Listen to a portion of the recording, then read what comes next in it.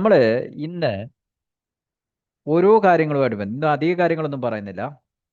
ഏറ്റവും കൂടുതൽ ക്വസ്റ്റ്യൻസ് നിങ്ങൾ കണ്ടിട്ടുള്ള ഒരു മേഖലയാണ് ഈ ഡിഗ്രി സെൽഷ്യസും അതേപോലെ ഡിഗ്രി ഫാരൻഹീറ്റ് തമ്മിലുള്ള കൺവേർഷൻസ്. പിടിയിട്ടില്ലേ? ഈ ക്വസ്റ്റ്യൻ്റെ ഒരു ആധികാരികത എന്താണെന്നുള്ള കാര്യം ഞാൻ ആദ്യം പറയാം. അതേപോലെ തന്നെ ഒരു സെക്കൻഡ്.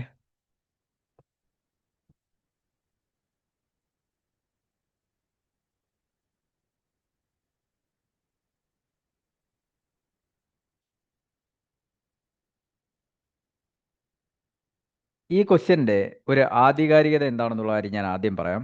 എന്താ കാര്യമെന്ന് ചോദിച്ചു കഴിഞ്ഞാൽ, ഇത്തരത്തിലുള്ള ക്വസ്റ്റ്യൻസ് ചോദിക്കുന്ന സമയത്ത് നമ്മൾ പരീക്ഷാ ഹാളിൽ വെച്ച് നമ്മൾ കാൽക്കുലേറ്റ് ചെയ്ത് കണ്ടുപിടിക്കുക എന്ന് പറയുന്നത് വളരെ ഹെക്റ്റിക് ടാസ്ക്കാണ്. ചെയ്യുന്ന സമയത്ത് ചില തെറ്റുകളൊക്കെ പറ്റാം. അങ്ങനെയുള്ള സാഹചര്യങ്ങൾ ബാക്കിയുള്ള കുട്ടികൾ അത്തരത്തിൽ കാൽക്കുലേറ്റ് ചെയ്ത് കണ്ടുപിടിക്കുന്ന സമയം കൊണ്ട് നമ്മൾ എന്ത് ചെയ്യണം? വളരെ വേഗത്തിൽ അത് ചെയ്ത് നമുക്ക് മുന്നോട്ട് പോകാൻ പറ്റണം. അപ്പോൾ അതിന് ചെറിയ ചെറിയ കാര്യങ്ങളുണ്ട്. ഇപ്പോൾ നമ്മൾ പഠിച്ചു വെച്ചിട്ടുള്ള ഫോർമുല പറയാം. ഇപ്പോൾ ഡിഗ്രി ഫാരൻഹീറ്റ് നമ്മൾ കണ്ടുപിടിക്കണം. തന്നിരിക്കുന്ന വാല്യൂ ഡിഗ്രി സെൽഷ്യസിലാണെന്നുണ്ടെങ്കിൽ ആ ഡിഗ്രി സെൽഷ്യസിൻ്റെ വാല്യൂവിനെ 9 ഇനി അറിയാൻ വേണ്ടി അങ്ങ് പറയുന്നേ ഉള്ളൂ. ഒരു ഡിഗ്രി സെൽഷ്യസിലുള്ള വാല്യൂ ആണ് നമുക്ക് കിട്ടിയിരിക്കുന്നത്. അതിനെ നമ്മൾ 9/5 കൊണ്ട് മൾട്ടിപ്ലൈ ചെയ്യുക ആദ്യം.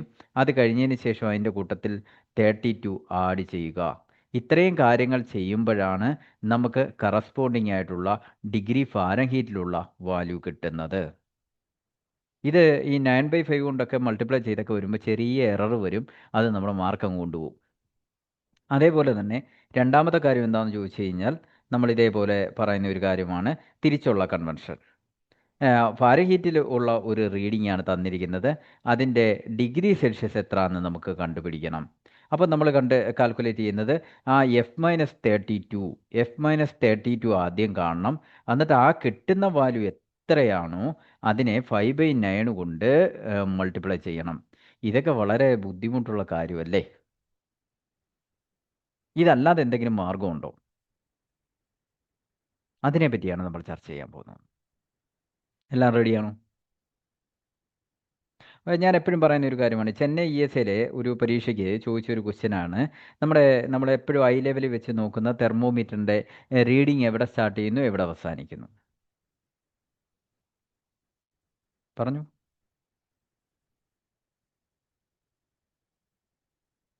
ആർക്കും അറിഞ്ഞൂടാ? 92 to 108. 92 തൊട്ട് 108 വരെ ആണോ?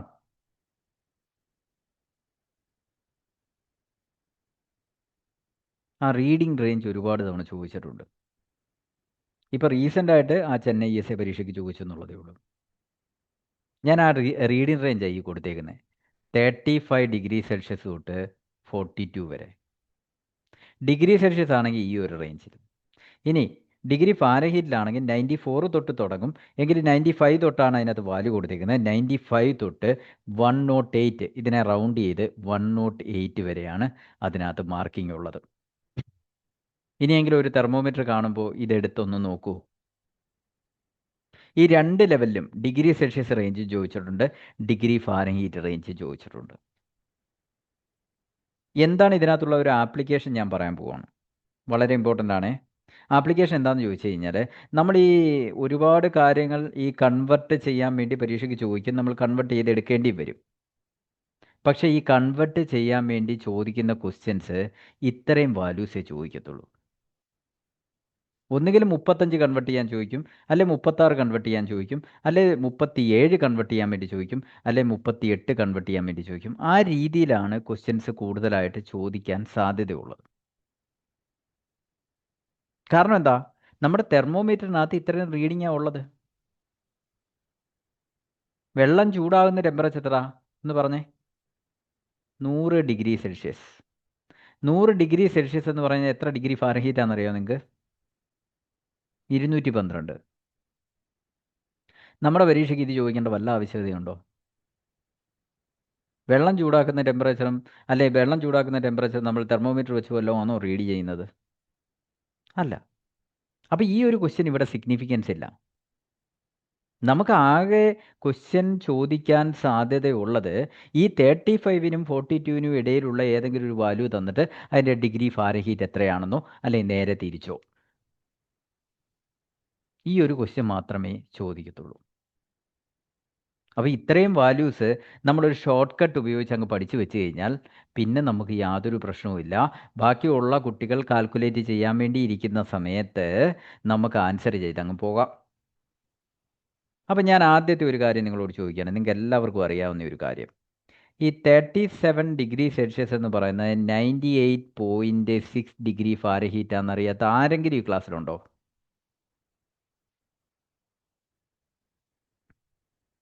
ആരെങ്കിലും ഉണ്ടോ?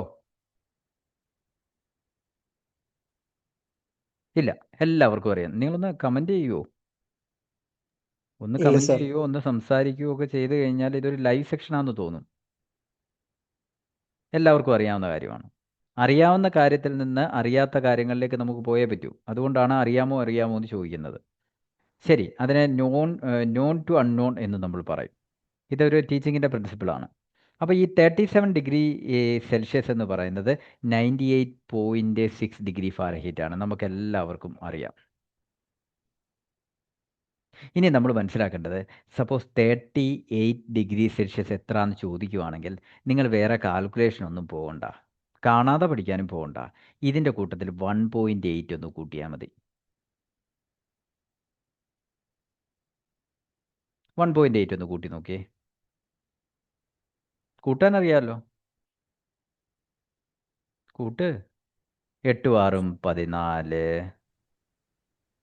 ശിഷ്ട 1, 8 9 10, 100.4 എന്ന് കിട്ടിയോ? കിട്ടി. അപ്പം നമ്മൾ എന്താ ചെയ്യേണ്ടത്? ജസ്റ്റ് 1.8 ആഡ് ചെയ്താൽ മതി. അങ്ങനെയാണെങ്കിൽ 38 അല്ല ചോദിക്കുന്നത്, 39 ചോദിക്കുന്നത്, എന്ത് ചെയ്യണം? വേറൊന്നും ചെയ്യണ്ട, ഇതിൻ്റെ കൂട്ടത്തിൽ 1.8 കൂടെ ആഡ് ചെയ്താൽ മതി. 1.8 കൂടെ ആഡ് ചെയ്യുമ്പോൾ നമുക്ക് കിട്ടുന്ന വാല്യൂ ആണ് 102.2. അല്ല, 39 അല്ല 40 ആണ് ചോദിക്കുന്നത്, അതിൻ്റെ കൂട്ടത്തിൽ വീണ്ടും 1.8 ആഡ് ചെയ്താൽ മതി. നിങ്ങൾക്ക് കിട്ടുന്നുണ്ടോ? കാര്യം മനസ്സിലാവുന്നുണ്ടോ? സർ ഇതിൻ്റെ കൂട്ടത്തിൽ 108 കൂടി ആഡ് ചെയ്യുന്ന സമയത്ത് കിട്ടുന്ന വാല്യൂ ആണ് 104. ഇനി 41 ആണെങ്കിൽ അതിൻ്റെ കൂട്ടത്തിൽ വീണ്ടും 1.8 ആഡ് ചെയ്യുക. അപ്പോൾ എത്ര കിട്ടും? 100.5.8. 100 പോയിൻ്റ് അല്ല, 105.8.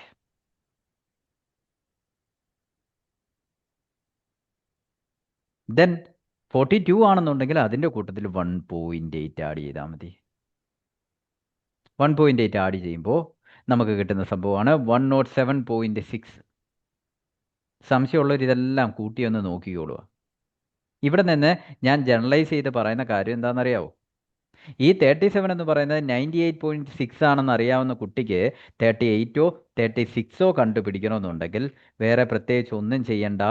1.8 ഒന്നുകിൽ കൂട്ടണം, അല്ല 1 ഡിഗ്രി സെൽഷ്യസ് കുറയ്ക്കുവാണെങ്കിൽ അവിടെ 1.8 മൈനസ് ചെയ്യണം. പിടികിട്ടിയോ? ക്ലിയർ ആണോ? സർ ഇനി 35 ആണെന്നുണ്ടെങ്കിൽ 1.8 ഇവിടെ മൈനസ് ചെയ്ത വാല്യൂവിൽ നിന്ന് വീണ്ടും 1.8 മൈനസ് ചെയ്യണം. നമുക്ക് ആകെ ഇത്രയും വാല്യൂസേ ചോദിക്കത്തുള്ളൂ കൺവെർഷൻ. കാരണം നമ്മുടെ തെർമോമീറ്ററിനകത്ത് ഇത്രയും റീഡിങ് റേഞ്ചേ ഉള്ളൂ. അപ്പം നമ്മൾ കൂടുതൽ പഠിക്കണോ? ഇത് മാത്രം ഒന്ന് പഠിച്ചു വെച്ച് കഴിഞ്ഞാൽ ഒരു കാൽക്കുലേഷനും ഇല്ലാതെ ബാക്കി കുട്ടികൾ കണക്ക് കൂട്ടി 2 മിനിറ്റ് 3 മിനിറ്റ് എടുക്കുന്ന സാധനം നമ്മൾ 2 3 സെക്കൻഡ് കൊണ്ട് ആൻസർ ചെയ്ത് മുന്നോട്ട് പോകും. പലരും ചിന്തിച്ച് അവസാനിപ്പിച്ച് കഴിയുമ്പോഴായിരിക്കും പലരും ചിന്തിച്ച് തുടങ്ങുന്നത്. ഇവിടെയാണ് സ്പീഡ് ആൻഡ് ആക്യുറസി. ഈ കൂട്ടുന്നതാണ് നമുക്ക് എളുപ്പമെന്നുള്ള കാര്യം നമുക്ക് എല്ലാവർക്കും അറിയാം. ഗുണിക്കുന്നതും അത് കഴിഞ്ഞേച്ച് മൈനസ് ചെയ്യുന്നതും ഒക്കെ വെച്ച് നോക്കുമ്പോൾ വളരെ ഈസി ആയിട്ട് കൂട്ടി നമുക്ക് ആൻസർ എടുത്തു പോകാം. ഈ ടെക്നിക്ക് അറിയാമായിരുന്നോ ആർക്കെങ്കിലും? ഇല്ല. ഇല്ല, അത്രേ ഉള്ളൂ. ഇല്ല സാർ. നമ്മൾ എത്രയോ കാലമായിട്ട് തെർമോമീറ്റർ ഡീൽ ചെയ്യുന്നു. നമ്മൾ ഏതെങ്കിലും ഒരു, ഞാൻ എപ്പോഴും പറയും, ഡിഗ്രി ഫാരൻഹീറ്റ് പഠിക്കുന്ന കുട്ടികൾ ഡിഗ്രി ഫാരൻഹീറ്റ് തന്നെ പഠിച്ചങ്ങ് പോയിക്കോളൂ. പക്ഷെ കൺവേർഷൻ ചോദിക്കുന്ന സമയത്ത് നമുക്ക് ആ ക്വസ്റ്റ്യൻ സ്കിപ്പ് ചെയ്യാതിരിക്കാൻ പറ്റില്ലല്ലോ. നമുക്ക് എഴുതിയല്ലേ പറ്റൂ, എങ്കിലല്ലേ മാർക്ക് കിട്ടത്തുള്ളൂ. ഞാൻ പറയുന്നത്, അങ്ങ് ഒരു കൺവേർഷൻ ചോദിക്കുമ്പോൾ ഉടൻ തന്നെ നിങ്ങൾ വേറെ പ്രത്യേകിച്ച് ഒന്നും ചെയ്യാൻ വേണ്ടി ശ്രമിക്കണ്ട. എത്ര 37 എഴുതുക, 98.6 എഴുതി വെക്കുക. അത് കഴിഞ്ഞതിന് ശേഷം അപ്പുറം ഇപ്പുറം എഴുതുക, 38ഉം 36ഉം എഴുതുക. 38 എഴുതണമെന്നുണ്ടെങ്കിൽ ജസ്റ്റ് 1.8 ആഡ് ചെയ്താൽ മതി. ആ 1.8 ആഡ് ചെയ്ത് എത്രയാണോ കിട്ടുന്നത് അതിൻ്റെ കൂട്ടത്തിൽ ഒരു 1.8 കൂടി ആഡ് ചെയ്ത് കഴിഞ്ഞാൽ നമുക്ക് ആൻസർ കിട്ടി. അല്ല, 37, 38, 39, 40 ആണ് ചോദിക്കുന്നതെങ്കിൽ 3 തവണ 1.8 ആഡ് ചെയ്താൽ മതി. ആഡ് ചെയ്യുന്നത് നമുക്ക് വളരെ എളുപ്പമുള്ള കാര്യമാണ്. മൾട്ടിപ്ലൈ ചെയ്യുന്നതിനേക്കാൾ വളരെ വേഗത്തിൽ നമുക്ക് ആൻസർ കിട്ടും. ഈ ടെക്നിക്ക് എല്ലാവർക്കും പിടികിട്ടിയോ? വളരെ കൃത്യമായിട്ട് മനസ്സിലായോ? Yes sir. ഹാപ്പിയാണോ? ശരി. ഇനി 1-2 ക്വസ്റ്റ്യൻ കൂടെ പറഞ്ഞ് ഞാൻ അവസാനിപ്പിക്കുകയാണ്. ഇതുപോലെ എല്ലാ ദിവസവും നിങ്ങൾക്ക് ഓരോ ടെക്നിക്ക് കിട്ടും. 1 ഡിഗ്രി ഫാരൻഹീറ്റ് ടെമ്പറേച്ചർ കൂടിക്കഴിഞ്ഞാൽ നമ്മുടെ ബോഡി പൾസ് റേറ്റിന് എത്ര വേരിയേഷൻ വരും? ഒരുപാട് പരീക്ഷയ്ക്ക് ചോദിക്കുന്ന കാര്യമാണ്.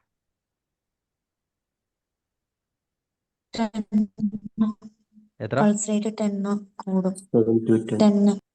ഈ പൾസ് റേറ്റ് 10 കൂടും എന്ന് പറയുന്നത് നമ്മൾ പഠിക്കുന്ന ഒരു കൺസെപ്റ്റാണ്. അപ്പം നിങ്ങളൊന്ന് ആലോചിച്ച് നോക്കുക, ഈ 38 അല്ലെങ്കിൽ 98.6 ഉള്ള ഒരു വ്യക്തി, അയാളുടെ ടെമ്പറേച്ചർ 102 ആയെന്ന് കരുതുക. ഓക്കെ, 102.2 ആക്കാം. അപ്പോൾ ഏകദേശം എത്ര ഡിഗ്രി കൂടി? 102.6 ആക്കാം. എത്ര ഡിഗ്രി ഫാരൻഹീറ്റ് കൂടി? പറയൂ. 99, 100, 101, 102. 4 ഡിഗ്രി ഫാരൻഹീറ്റ് കൂടിയിട്ടുണ്ട്. നിങ്ങൾ കണ്ടിട്ടുണ്ടോ ഇത്തരത്തിലുള്ള പേഷ്യൻറ്റിനെ? കണ്ടിട്ടുണ്ടോ? അപ്പോൾ ഈ 4 ഡിഗ്രി ഫാരൻഹീറ്റ് കൂടുമ്പോൾ ഇവരുടെ പൾസ് റേറ്റ് നിങ്ങൾ പറഞ്ഞ രീതിയിലാണെന്നുണ്ടെങ്കിൽ 70 നിൽക്കുന്ന ആളുടെ പൾസ് റേറ്റ് 110ലേക്ക് പോകണം. ഇങ്ങനെ ഒരു പൾസ് റേറ്റ് ആണോ നിങ്ങൾക്ക് കിട്ടുന്നത് ക്ലിനിക്കിൽ?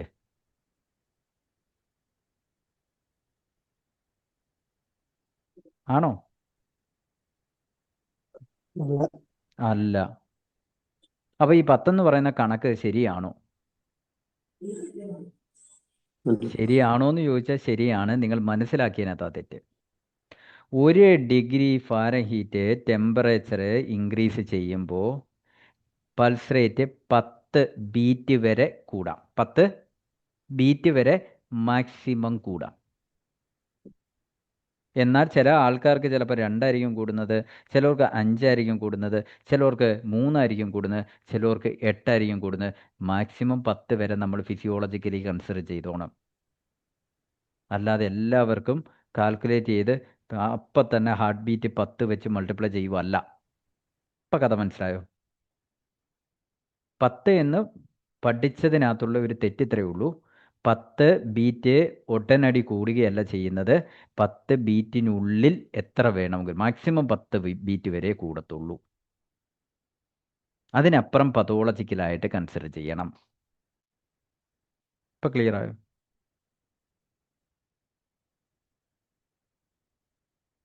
ഇതേ ക്വസ്റ്റ്യൻ തന്നെ ചൈൽഡ് എന്ന് പറഞ്ഞ് ചോദിക്കുവാണെങ്കിൽ 10 അല്ല. ഇൻഫൻറ്റ്, ന്യൂബോൺ പോലുള്ള കേസാണെങ്കിൽ 18 ബീറ്റ് പെർ ഡിഗ്രി ഫാരൻഹീറ്റ് വരെ ഉയരാം. എന്നാൽ എന്ന് വെച്ച് കഴിഞ്ഞാൽ അതിൻ്റെ മീനിങ് ചില കുട്ടികൾക്ക് 5 കൂടാം, ചില കുട്ടികൾക്ക് 10 കൂടാം, ചില കുട്ടികൾക്ക് 15 കൂടാം. ഇനി 18 വരെ കൂടിയാലും പേടിക്കണ്ട, അത് താന്നോളൂ. ക്ലിയർ ആണോ?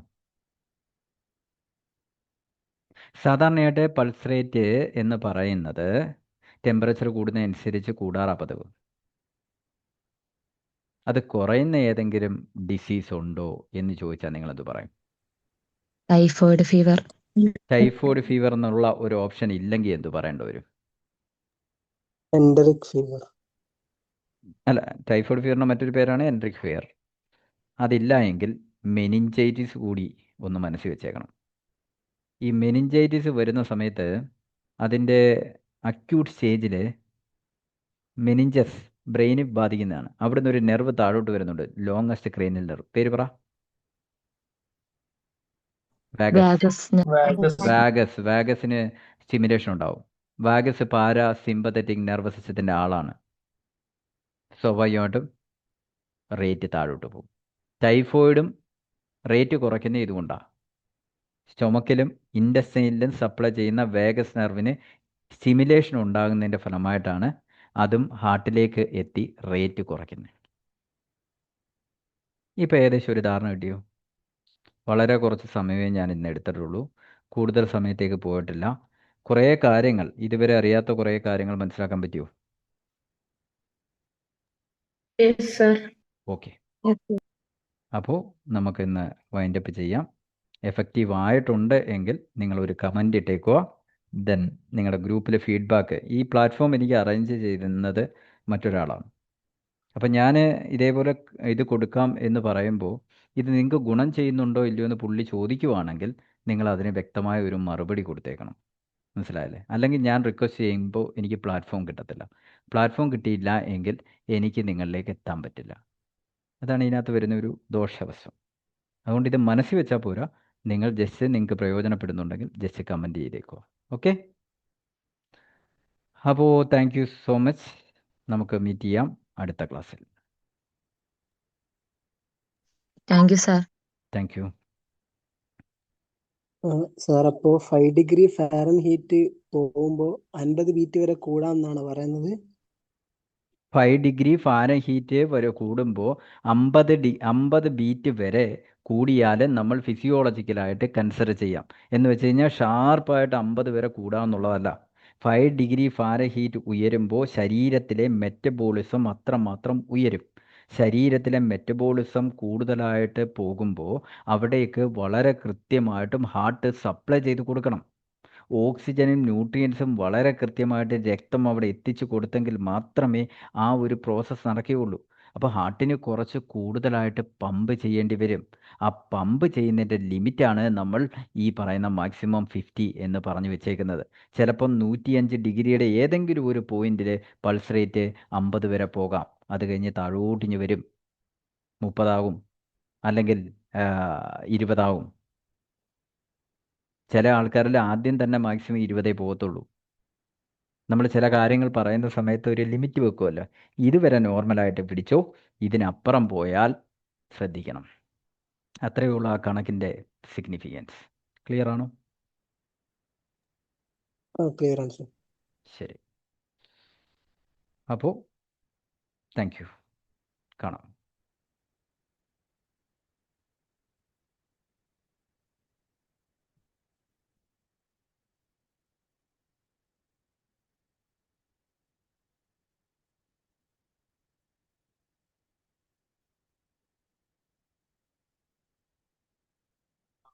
സുഹൃത്തുക്കളെ, ഇത് കണ്ടല്ലോ, ലിസ്റ്റ് കണ്ടല്ലോ. ഒരു ഇടുക്കി പോലുള്ള സംഗതി